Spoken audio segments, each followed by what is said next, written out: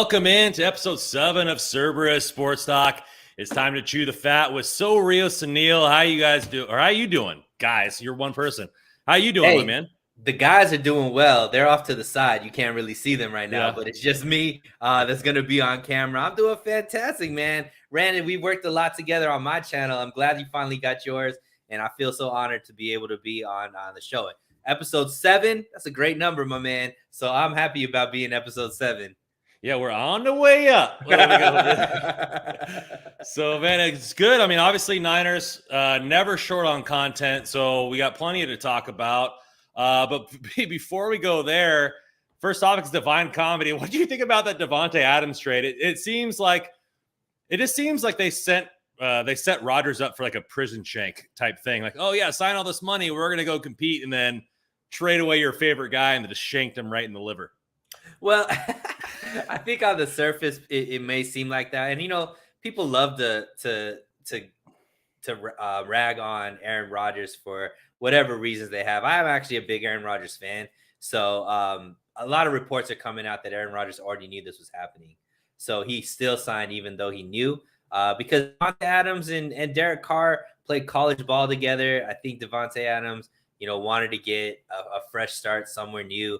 Him and Derek Carr are really close. I'm from Bakersfield, so Central Cali, the closeness there is a lot different from other places. So, I think look, the AFC West is a nasty, nasty team. And Randon, who's having a better offseason, the Raiders or the Chargers at this point, man? The players that they're bringing in, pretty phenomenal. The Niners, because everybody's leaving the conference. Everybody's leaving the conference. No, I mean, you're right. I mean, last year, easily the NFC West was the best division in football. This year, it's there's no guessing right to that point. Who is. You look at the number one wide receiver. You're getting Derek Carr now, and that kind of mind meld. And I think the location was perfect because they talked about that. That was the number one landing spot, and they got him for 2 picks, like a first and a second. Right? That's nothing for the best wide receiver in football, in my opinion. They paying him a lot too, though. What did any contract numbers that came out? I haven't seen any. 5 years, 140 plus million. Jeez. Making Christian Kirk like a little bee. Yeah, man. Debo at this point is about to make 200 million over like 5-6 years. It looks like by the time they sign him. Oh man, I saw that tweet, but I forget who put it out. Like after Kirk got his contract, somebody said, "Oh, Debo's going to get a 4-year, $500 million dollar contract at this point." And Debo retweeted it and said, "I couldn't help but to laugh at this." But speaking of Debo, I mean, that's not really a topic that we had talked about, but I don't know if you saw on Instagram him working out with Jarvis Landry. Before we get into all of our topics, what do you think about that? Do you think Jarvis Landry might be a fit as wide receiver 3 for this team?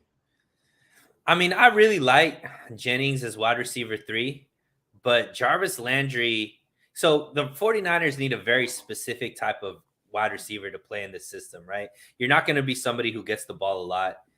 You have to have that like nasty to you because you're going to be blocking a lot. And of the receivers that have been linked to the 49ers, Jarvis Landry is the only one that kind of fits that bill, right? He has that nasty streak in him.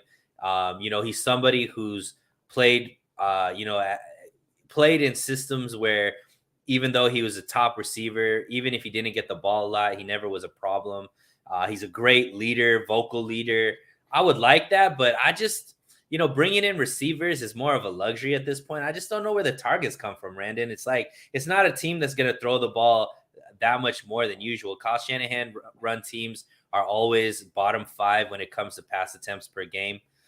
Trey Lance is a quarterback that in college only averaged 16 pass attempts per game. So I doubt he's going to throw more than 25 to 28 times per game. You got Kittle, you got Debo, you got Ayuk. Where are these targets coming from? That's why it might be a luxury. If you could get him cheap, great. But, I don't think he's a need. Let's just put it that way. Yeah, I think he's a great fit. I would prefer a backup tight end.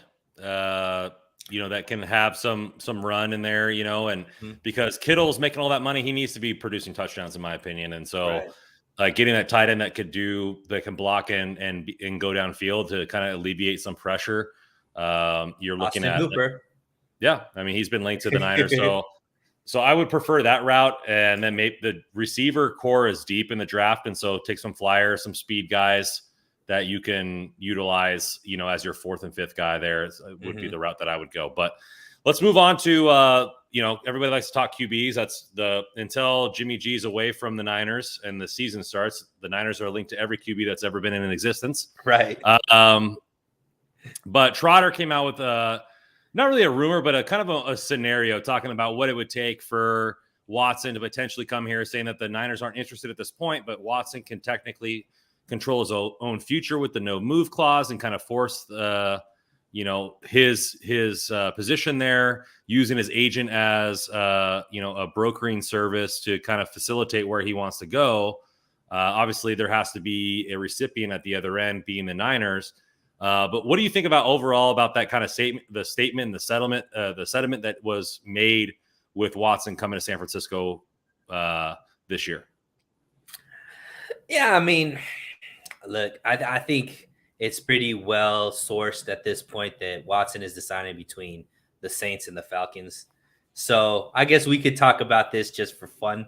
And as far as like Watson coming, I mean, look, was there validity to the fact that there was maybe mutual interest on both sides? Absolutely, Randon. I mean, plan A last offseason was to get Watson. Like, they earmarked 3 first-round draft picks to be able to go get Watson. And unfortunately, he had that off the field type of stuff, and they had to pivot, and they pivoted it to go move up into the draft.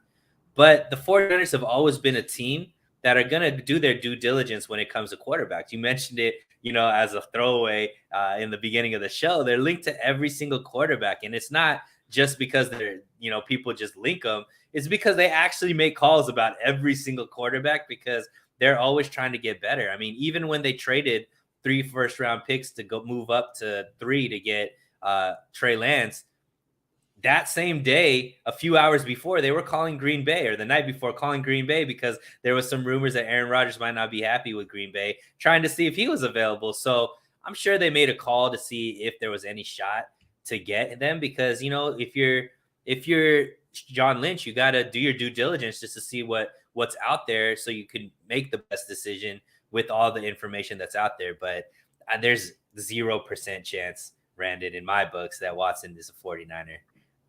Yeah, I would say it's a pretty slim, if less than 1%. But it just for me, it's interesting. Obviously the pros and cons. You have the off-field stuff that might come back to bite you if you make that move. If you trade for him, he could be suspended for a little bit.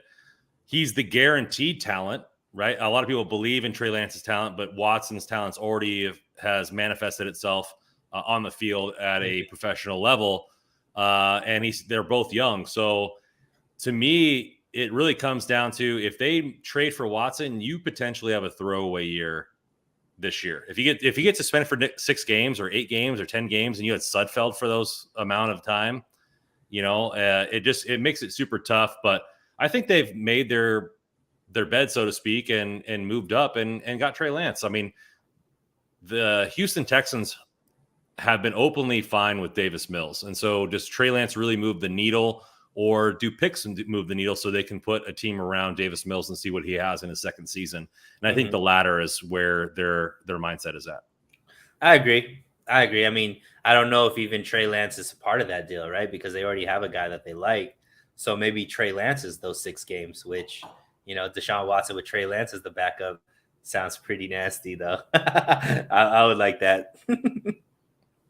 So let's move on here. Let's go with all these signings here. You got Mitch Trubisky going to the Steelers, was one of the potential landing spots there. Wentz to Washington, another one of the potential landing spots. Really, we're waiting for Watson to fall. I don't think that the same teams that are interested in Watson are interested in Jimmy.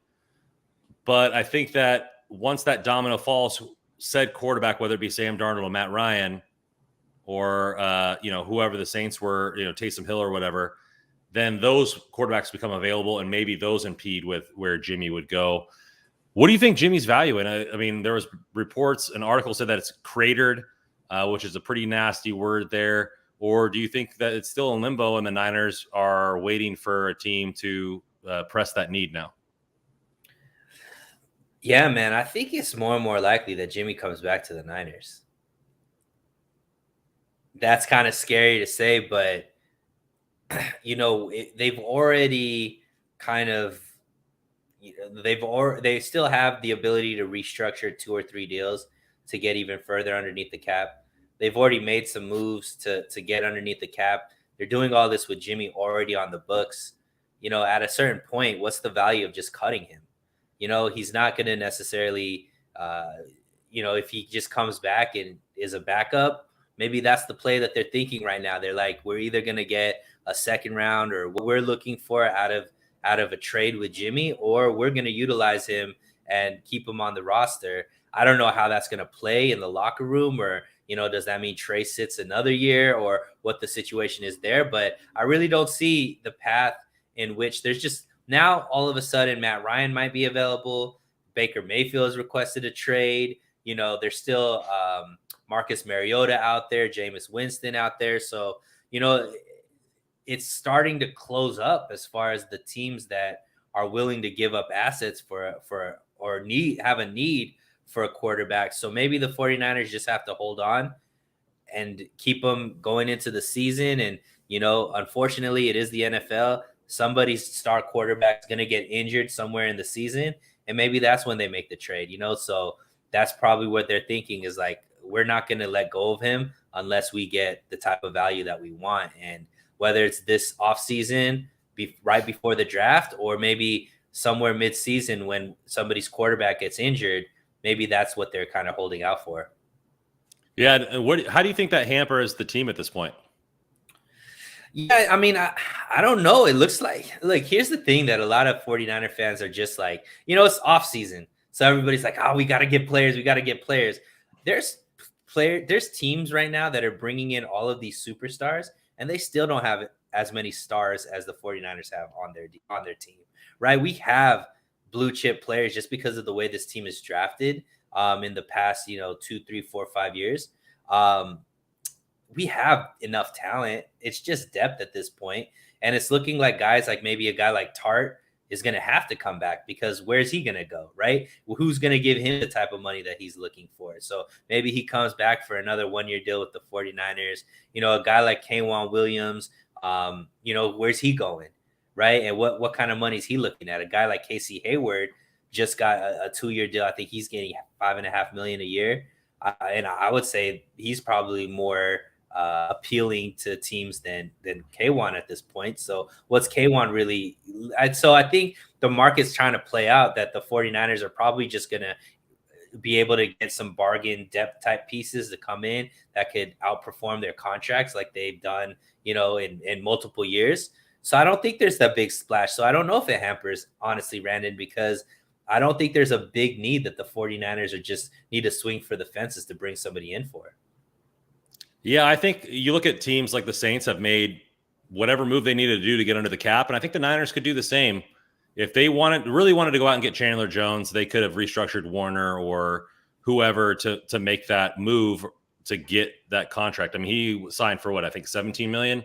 So you restructure Warner, you got enough money. They already have $7 million left over there. So I don't think it really hampers. It makes it harder because obviously free money is better than having to restructure and moving money and kicking the can down the road a little bit. Right. But if they felt that strongly about a player, a 3rd round pick or a 2nd round pick wouldn't be enough to deter them from doing that. Like ultimately, if they felt like Chandler Jones or player X, name whoever, was a big enough swing to make them almost a lock for the Super Bowl, they wouldn't let cutting Jimmy G stop them from making that move, or restructuring said player to stop them from making that move, in my opinion. I agree. And I think that they look at their team and I think the 49ers are finally figuring out what they're good at, what they're not good at, right? And when it comes to certain positions, they're just like defensive line.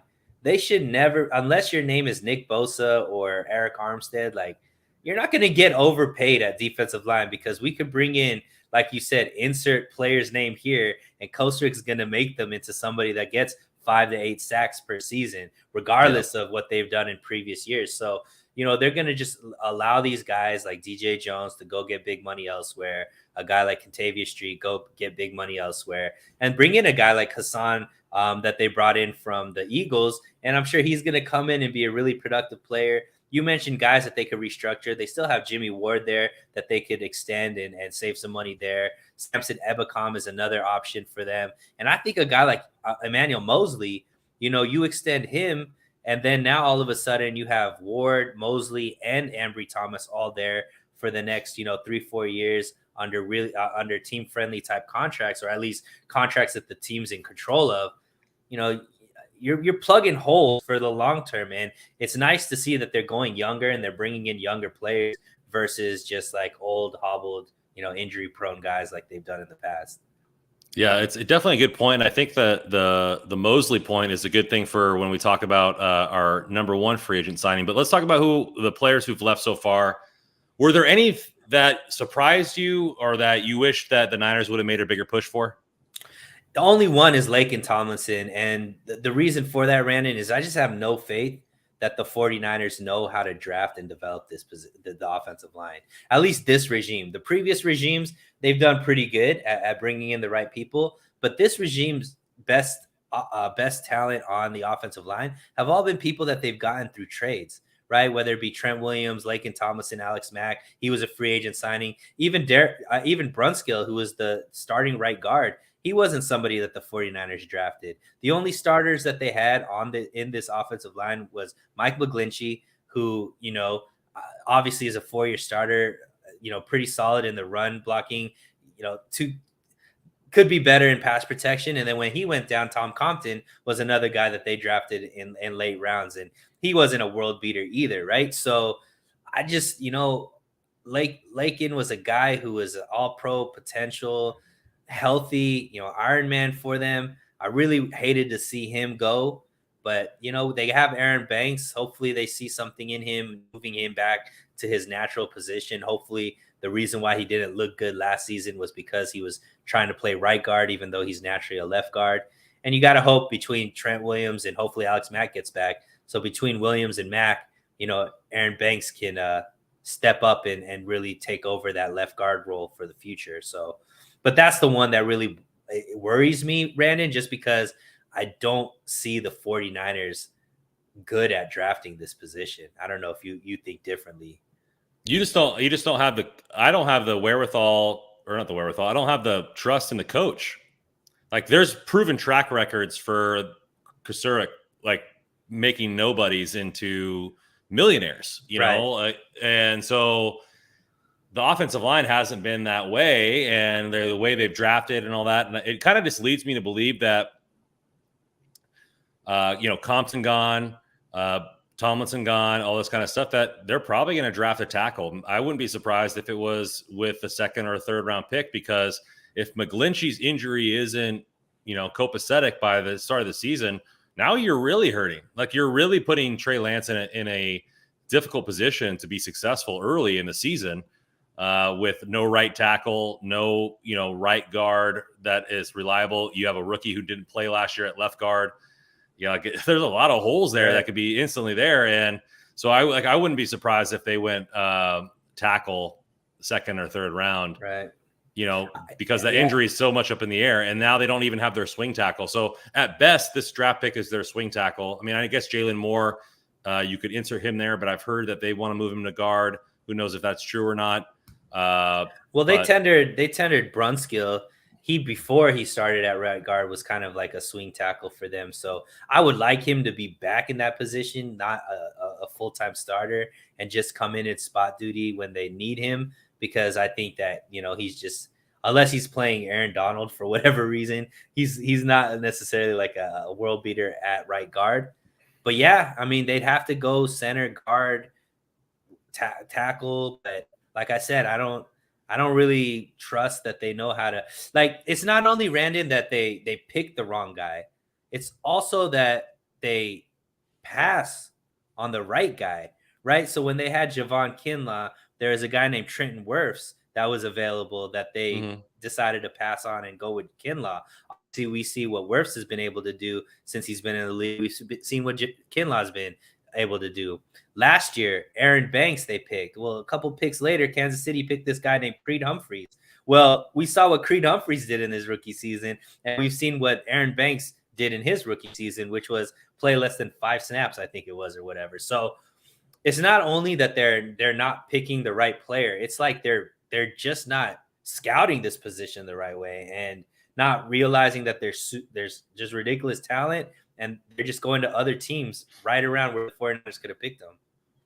The only thing that really bothers me about the way the Niners go about their personnel decisions, sometimes I feel like they have it in their heads that this person is the person no matter what. Right.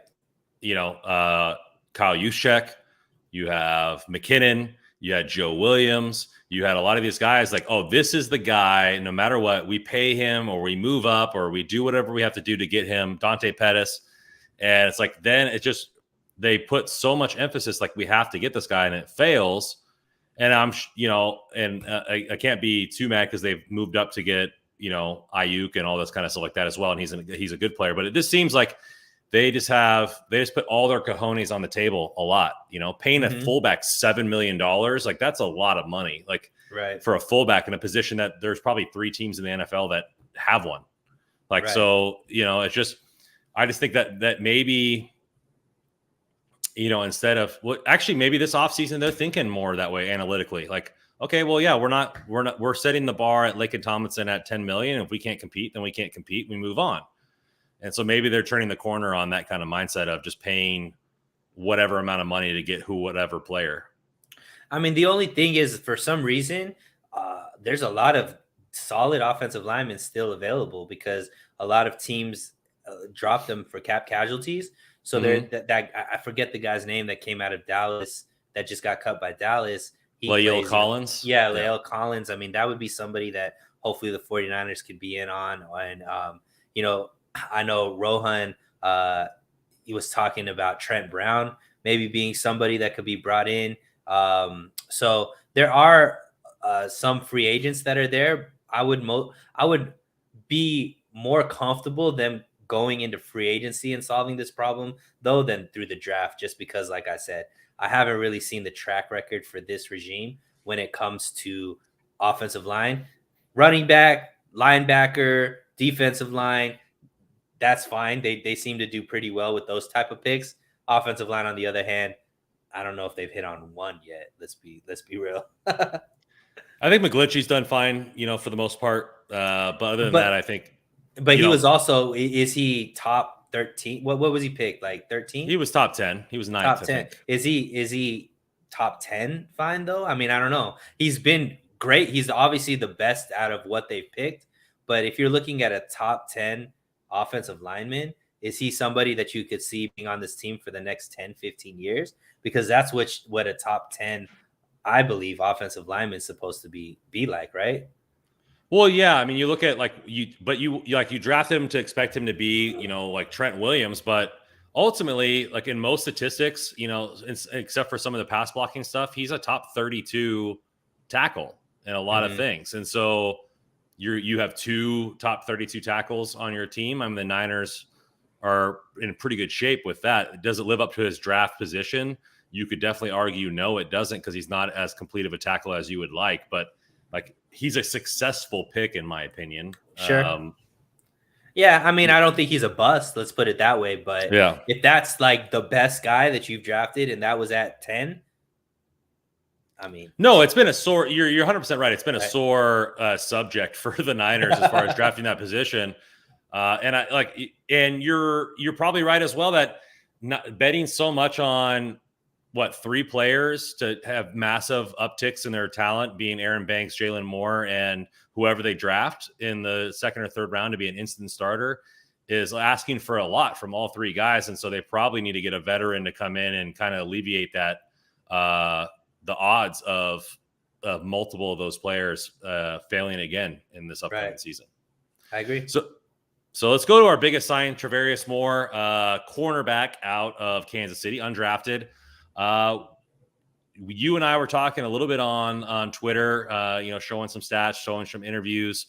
You did a video of yourself instantly reacting to it, after letting it marinate a little bit, what do you think of this signing, and how do you think he fits in with the defense? I love this. I love this signing, actually, Randon. The more I thought about it, the more I enjoyed it. Look, we've always known that of the 4 levels of the defense in 49er world, it's going to go defensive line is going to get the most, linebackers to safeties, and then cornerback is going to be like the whatever's left over, the cornerback is going to be invested into the cornerbacks. And the team, the 49ers in the past have always gone old at this position, right? Richard Sherman, Josh Norman, they bring in guys that are tail end of their prime or past their prime. So one, for them to go in and sign somebody who's 25 years old, going to be 26 when the season starts, it is amazing. I think just once again, turning the corner on what they've done in the past. Why I like him, he fits exactly what the 49ers look for in a corner. And that doesn't necessarily mean he's the best corner available, but he's the best corner available that fits what the 49ers need. Somebody who has that nasty streak to him, somebody that's good at playing man, because I do believe D'Amico Ryans is starting to trend towards playing man more.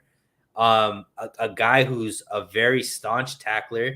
I think he was rated the best tackling corner out of everybody that was a free agent this season or this offseason. He only missed 5% of his tackles.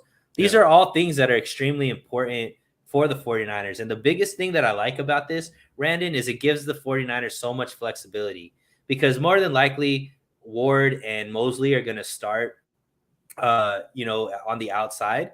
But whenever they do move into that nickel package, now you could bring Ambry Thomas and you could move Mosley into that slot nickel corner, because he's played that position before. Exactly. Now you have 3 studs there that are all 26 and younger, that are all guys that are athletic, that are great tacklers, that are aggressive, on the line of scrimmage, are willing to jam, all that kind of stuff.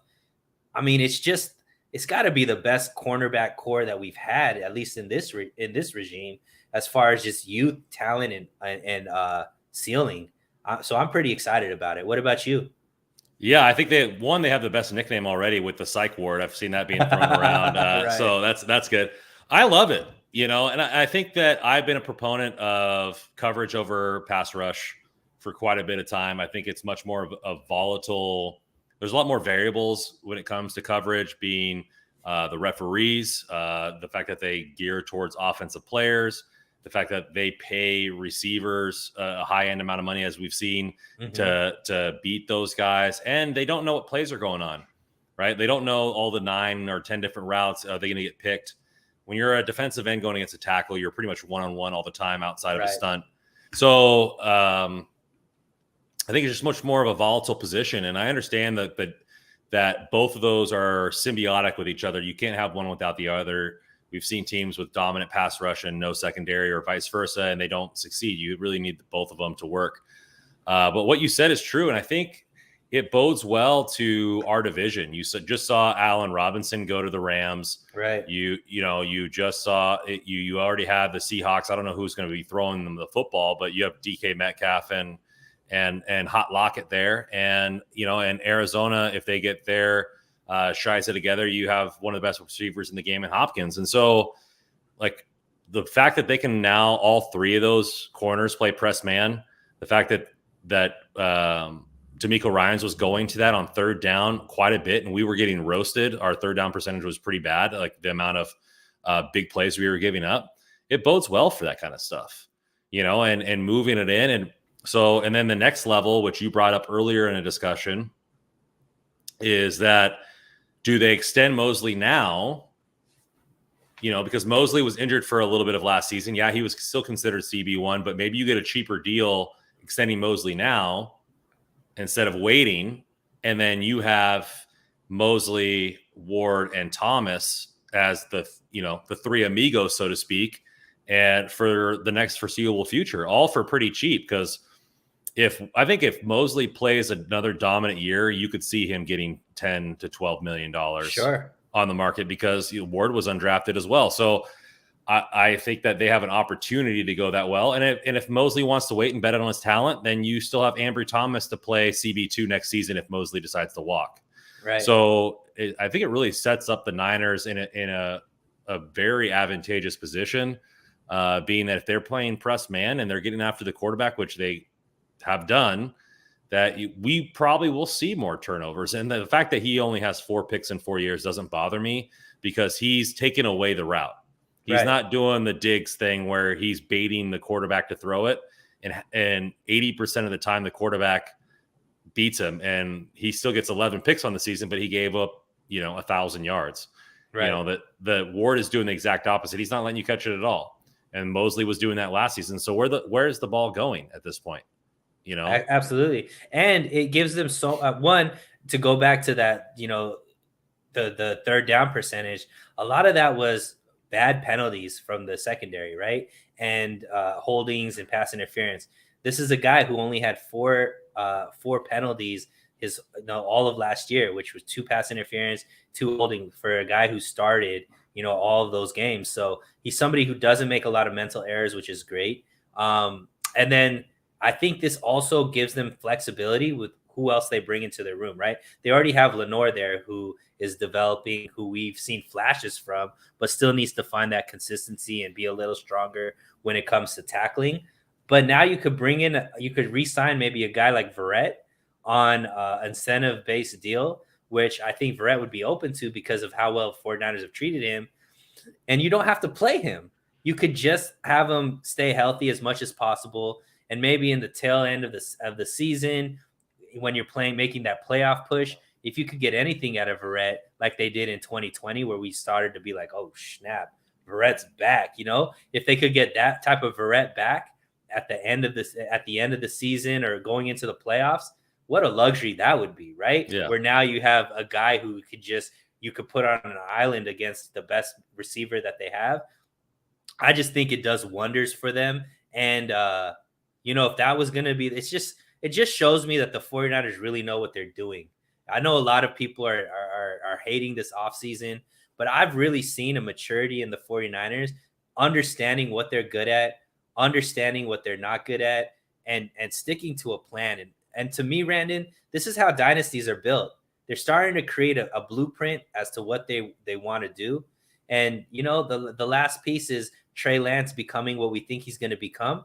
And this team is going to be good for a long time. And us as 49er fans are starting to be spoiled. And now we're starting to nitpick, you know what I mean? Instead of just be thankful that we have a competent run team finally.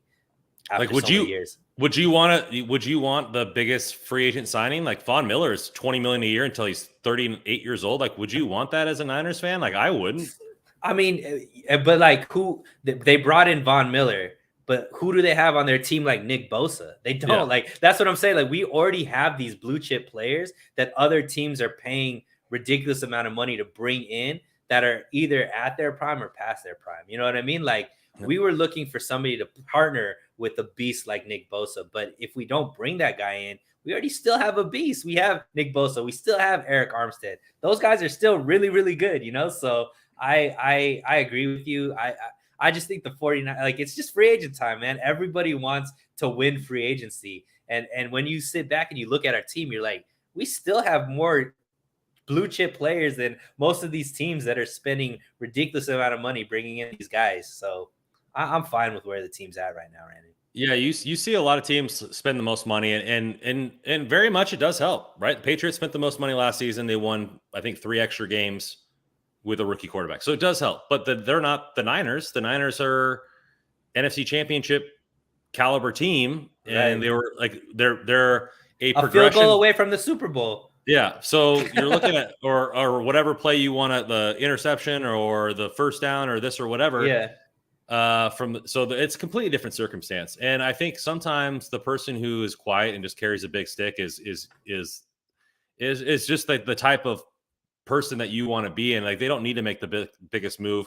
Obviously, Chandler Jones is a luxury. Wagner is a luxury. Maybe they get a veteran receiver that on a cheap deal. I don't know if Julio Jones would want to come here and be a role player, and do that for nothing just to win a ring. Because he doesn't seem like that kind of guy, but who knows in this part of his career. So I don't know, man. I like it. I've been asking for them to invest in secondary as long as I've been a Niners fan. And the last first or second round pick was Tart and Ward. So, and they haven't really spent money on anybody. And I think the Verrett thing is very astute because Travaris Ward, had a thigh injury last year. You had Mosley with an ankle injury. So chances are in a 17-week season they miss a game or two. And so Verrett is not a bad backup to have coming off the bench there. Yeah, and he's gonna be your fourth option, maybe even fifth option, depending on what Lenore does. Like, I mean, if you have Jason Verrett as your fourth or fifth option, you're doing pretty good. You know what I mean? So even if he's not like just because you imagine he's gonna be healthy and he has something to prove if he still has wants to play football. So yeah, I mean, it just gives them a lot of depth that wasn't there. Like, we aren't going to have to worry about some guy that's on his couch right now being the cornerback for the 49ers like we had last season, right? Exactly. So let's move on to the other free agent signings. The Niners got a D tackle and a linebacker who's a special teamer. What do you think about these signings here? And do you think it's just nice depth that they've gotten? Do you have any faith in, I think his name is Hassan, to become a nice piece there after losing DJ Jones? Yeah, so let's talk about Hassan. He's been in the league, I think 6 years. First 3 years with the Colts, last 3 years with the Eagles. So my best friend is actually a diehard Eagles fan. So when they did make this pickup, I hit him up and I was like, what do you know about this guy? And he said, bro, you guys got a really good player. He was part of that defensive line rotation for the Eagles. And he was a very productive player, similar to what we've seen with the type of rotation that the 49ers have had. Now, there is some hesitancy there. I mean, in 2019 and 2020, he was he made it onto the IR both of those seasons. So he is also somebody who, can get nicked up and has shown injuries. But, when DJ Jones leaves, you got to have somebody that comes in to play that interior D-line position. He's a big body. He's, somebody who's been productive and played on some pretty good defensive lines. So I like him. I think that with Kosar, it gives a lot for Kosar to be able to develop, and we've seen what he's been able to do. So, they got him on a pretty cheap deal, and probably in a couple years, he's going to be demanding big money from another team, just like all these other D linemen do when they come to the 49ers.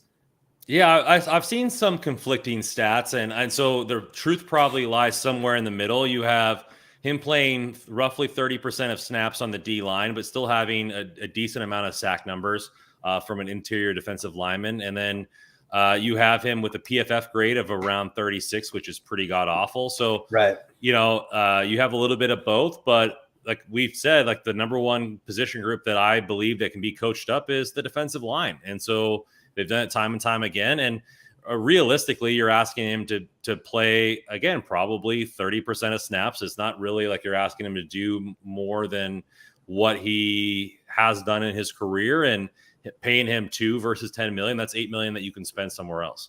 Mm-hmm. Yeah. And I mean, he's probably third guy off the bench at that position. You got to think Kinlaw's first, Armstead, and then Armstead first, Kinlaw, and then I'm thinking Bosa, Armstead are always on the field, right? Bosa, Armstead, and probably Ebicom, you thinking are the three guys that are always on the field. So that fourth person is probably Kinlaw first, and then maybe Moher second. Yeah. He's supposed to, and then you got maybe Gibbons. Arden Key if they sign him. Key, yeah. So and then this guy. So this guy's probably third or fourth off of the as off the bench. So it's just another fresh body that they could throw out there. So I like it. And then to go to Oren Burks, obviously special teams was one of the biggest Achilles heels for the 49ers. And this guy is a specialist. But once again, the theme for me is the 49ers know what they're good at. And what they're good at is developing linebackers, right?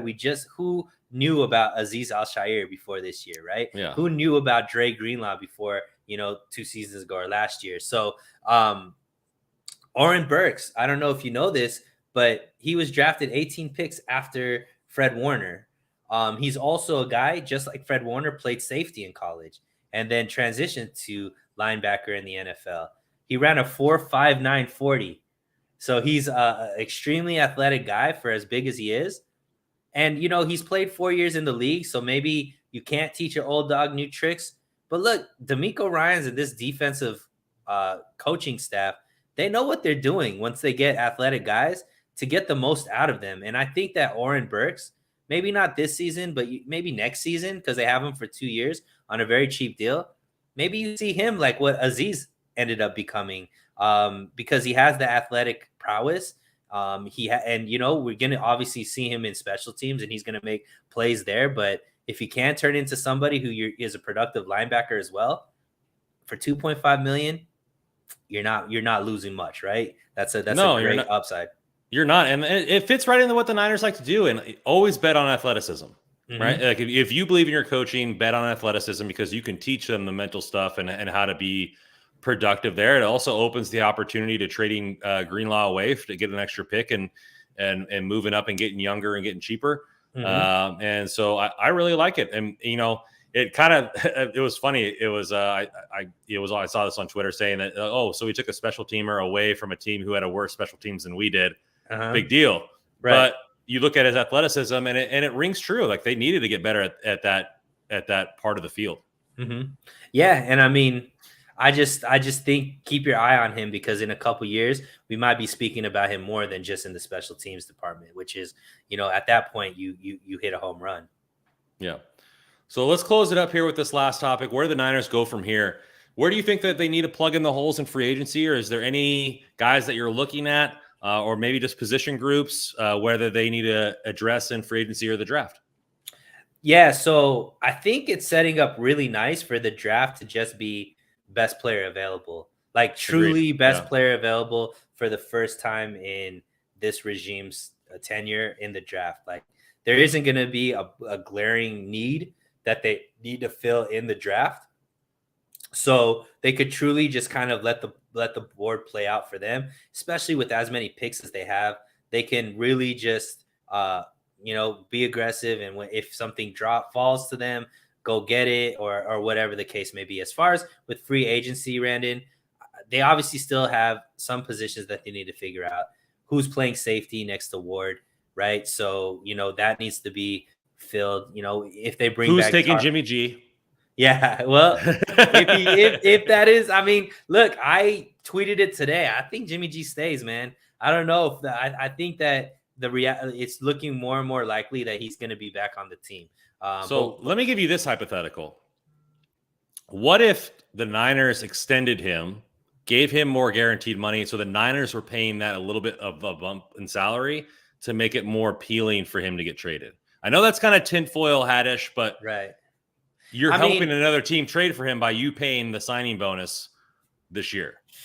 I think that they could just play the numbers, and if they bring him in, wait, because somebody's going to get injured, Randon. Every single season, somebody gets injured, right? And so there's teams that are good enough that their star quarterback goes down, and they're going to need somebody so they don't waste a year. And Jimmy's going to be that perfect asset for any team to be able to come in, join a team, and keep them at least afloat on paper, right? So I think they just keep them. But going back to your original question, I would like to see them get a veteran on the offensive line or two. Bring in, like I said, fill that safety role, and then depth. Get some depth on the defensive line. There's really not that much. That's what's exciting, Brandon. There's not like a glaring piece. If they could find maybe another edge, that would be nice. But overall, I think I'm Dante Fowler. Dante Fowler would be nice. What's his? I don't think he'd be that expensive. They just the Eagles just cut Fletcher Cox. Yeah. If he wants to, if he's just looking for a team that's going to compete versus a big contract, maybe that's somebody that the 49ers can eye. He'd be great on this defensive line. So, I mean, there's some guys out there, but overall, I think the 49ers have done a great job building this roster out. I don't see any big glaring holes other than safety and offensive line. just get a couple more pieces there that can help make sure that we're not desperate at those positions. And I think then you go best player available in the draft. I agree, man. I agree.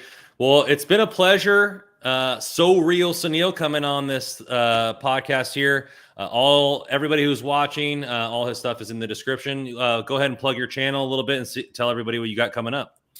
Yeah, so So Real Sports Talk usually stream on my channel Mondays and Wednesdays, and then I'll pop in and do some lives if there's some breaking news and things of that nature. A lot of good content over there. Appreciate you guys if you go over there and subscribe and like, but mostly I just came over here to kick it with you, Brandon. I want to see this channel grow. You're really good at what you do, man, and you've always blessed me and came on my show when I've asked. So I'm glad I'm able to finally repay the favor, and hopefully I'll be on here a lot more. Man, I really appreciate that, man. Love brings love there, and building each other up, like all tides, float boats, or whatever all those sayings are at. So rising tide, raises all boats. Right? Yeah. So it's something that it's a really nice community. I think a lot of these content creators really like boosting each other up and kind of helping each other out, because good content is good content, regardless of where it's coming from. And so I really appreciate that, man. I've always liked having or coming on your channel and really going there and talking some Niners, man. I could talk Niners all day long if we could. And they're definitely giving us enough to talk about with this off season. So we're truly blessed with that. For sure, man. We'll do it again very soon. Sounds good, my man. And as always, go Niners. See you guys later.